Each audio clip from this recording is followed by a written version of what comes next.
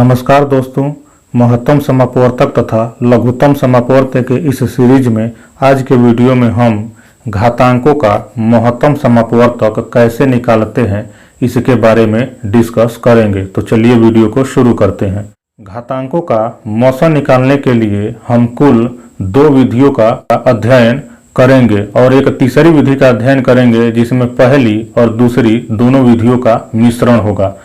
तो घातांक अब किसे कहते हैं, जैसे मान लीजिए कि 3 का पावर 2 है तो इसका यानी ऐसी संख्याओं का हमें मौसा निकालना होगा इसमें जो पावर के रूप में लिखी गई हो यानी घात के रूप में लिखी गई हो। और जब घात के रूप में संख्याएं लिखी जाती है तो जिस पर घात लगा होता है वो आधार होता है, यानी 3 क्या होगा, इसका आधार होगा और 2 दिए गए संख्या का घात होगा। 3 आधार है, 2 घात है। अब हम इसमें पहली विधि के बारे में डिस्कस करते हैं। तो पहला विधि है कि जब दिए गए संख्याओं का आधार समान हो, माने ऐसी संख्याएं दी गई हो जिनका मौसा हमें निकालना हो, उनका आधार समान हो तो न्यूनतम घात वाली संख्या ही दिए गए संख्याओं का मौसा होगा।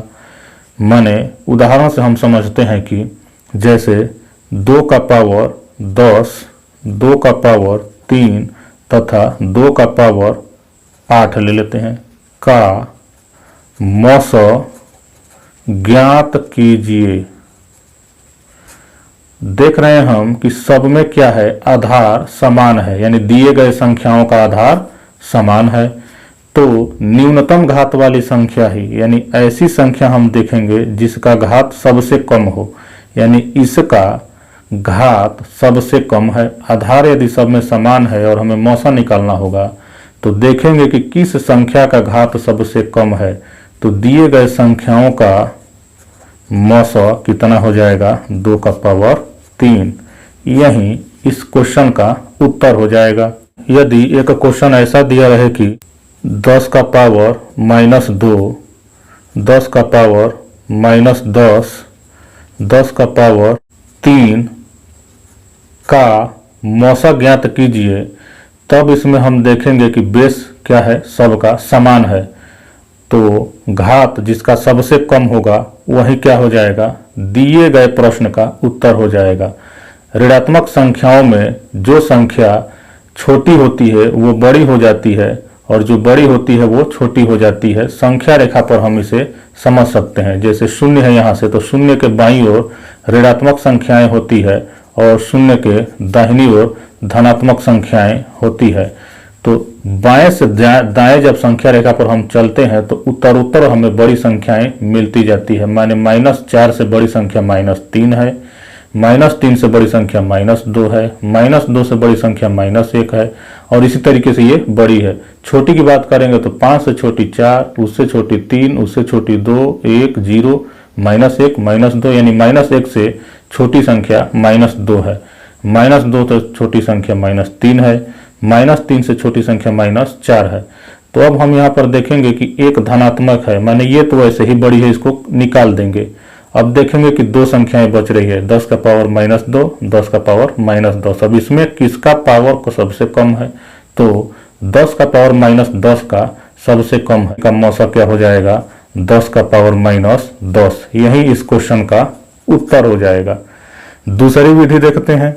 जब आधार समान न हो, माने ऐसे क्वेश्चन दिए गए हो घातांक के जिसमें आधार समान न हो तथा आधार में कोई उभयनिष्ठ गुणनखंड भी न हो, यानी ऐसी संख्याएं दी गई हो जिनका यदि गुणनखंड किया जा रहा है तो उनमें कॉमन भी नहीं मिल रहा है, तो दिए गए संख्याओं का मौसा 1 होगा। यानी यदि 5 का पावर 10 तथा 7 का पावर 3 का मौसा ज्ञात करने के लिए कहा जाए तो हम देख रहे हैं कि दोनों में क्या है, आधार समान नहीं है। तब और यदि इनका गुणनखंड भी नहीं होगा, 5 और 7 क्या है, अभाज्य संख्याएं हैं, यानी कि इनका गुणनखंड संभव नहीं है। तब क्या हो जाएगा, ऐसी स्थिति में इन संख्याओं का मौसा 1 हो जाएगा। ये सिंपल सा आंसर हो जाएगा। एक और क्वेश्चन देखते हैं। जैसे मान लीजिए कि 4 का पावर 2 तथा 15 का पावर 3 का मौसा ज्ञात करने के लिए कहा जाए तो हम देख रहे हैं कि 4 और 15 दोनों भाज्य संख्याएं हैं, मतलब इनका गुणनखंड हो जाएगा 2 गुणे 2 का पावर 2 तथा 3 गुणे 5 का पावर 3। अलग अलग यदि हम कर देंगे या फिर इसको एक में कर दें तो ये हो जाएगा 2 का पावर 2 दूना 4 तथा 3 का पावर 3 गुणे 5 का पावर 3।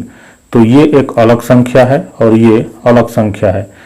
गुणनखंड करने के बाद भी, यानी हमने गुणनखंड तो कर दिया लेकिन उभयनिष्ठ कुछ नहीं मिला। यहाँ पर 2 है और यहाँ पर 3 और 5 है आधार में।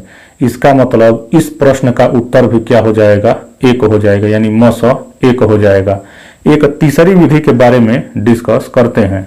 तीसरी विधि ऐसी होती है जिसमें पहला और दूसरा दोनों विधियों का इस्तेमाल किया जाता है। माने ऐसा प्रश्न होता है जिसमें आधार भले ही समान न हो, लेकिन यदि गुणनखंड कर दिया जाए उनके आधार का तो उसमें क्या हो जाते हैं, उभयनिष्ठ मिल जाते हैं। जैसे मान लीजिए कि प्रश्न से हम समझने का प्रयास करते हैं। यदि 6 का पावर 5 तथा 10 का पावर यदि 3 का मौसा हमें पूछे तो क्या हो जाएगा इस प्रश्न का उत्तर। हम सबसे पहले आधार का क्या करेंगे, अभाज्य गुणनखंड करेंगे। यानी 6 को हम लिख सकते हैं 2 गुणे 3 का पावर 5, 10 को हम लिख सकते हैं 2 गुणे 5 का पावर 3। अब इसको हम घात में यदि तोड़ दें तो ये हो जाएगा 2 का पावर 5 गुणे 3 का पावर 5, 2 का पावर 3 गुणे 5 का पावर 3।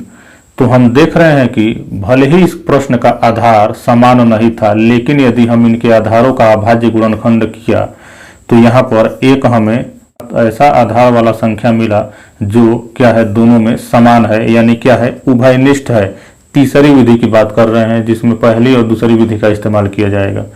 तो अब इसमें हम पहली विधि का इस्तेमाल करेंगे। माने यदि आधार समान हो गया तो न्यूनतम घात वाली संख्या इसका क्या हो जाएगा, उत्तर हो जाएगा। तो 2 का पावर 5, 2 का पावर 3, तो 2 का पावर 3 क्या हो जाएगा, यहाँ पर आ जाएगा। अब इसका और इसका देखेंगे, ये दूसरी विधि का है। यानी दूसरी विधि में कह रहा है कि जब आधार समान न हो और कुछ उभयनिष्ठ न हो तब इनका मौस 1 होता है। तो 1 हम नहीं लिखेंगे, यानी 6 का पावर 5 तथा 10 का पावर 3 का मौस 2 का पावर 3, ये सिंपल सा आंसर हो जाएगा। तो आज के वीडियो में हमने घातांकों का मौसा कैसे निकालते हैं, इसमें कुल 3 विधियों का डिस्कशन किया। तो यदि यह वीडियो पसंद आया हो तो इसे लाइक और शेयर जरूर करें और आगे ऐसे ही वीडियो देखने के लिए हमारे चैनल को सब्सक्राइब कर लें और बेल आइकन को प्रेस कर लें, जिससे नए वीडियो का नोटिफिकेशन आपको मिलता रहे। धन्यवाद।